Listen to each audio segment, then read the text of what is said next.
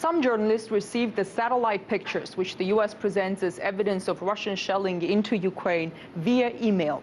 But much of the world found out about it from the Twitter account of the U.S. ambassador to Ukraine.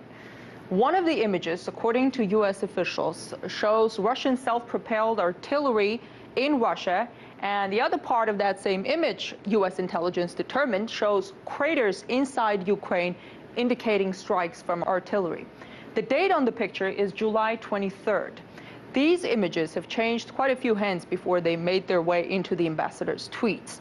On all of these pictures, you see the name of the company, Digital Globe, which is a commercial provider of satellite imagery and aerial photos.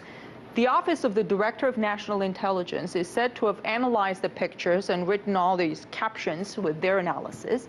Then they handed it to the State Department to be released via Twitter. The spokesperson of the Russian Defense Ministry had this to say.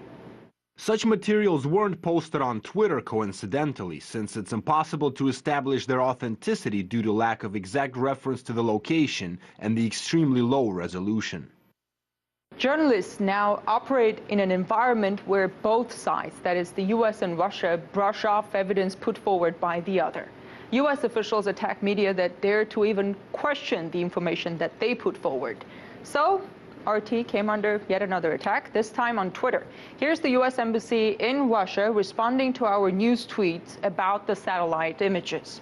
It says, considering who pays RT's bills, it's not surprising that RT questions validity of U.S. satellite evidence.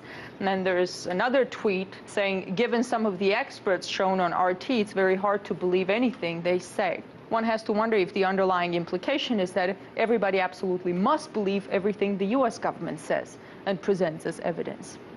Well, there's not much questioning in the U.S. mainstream media.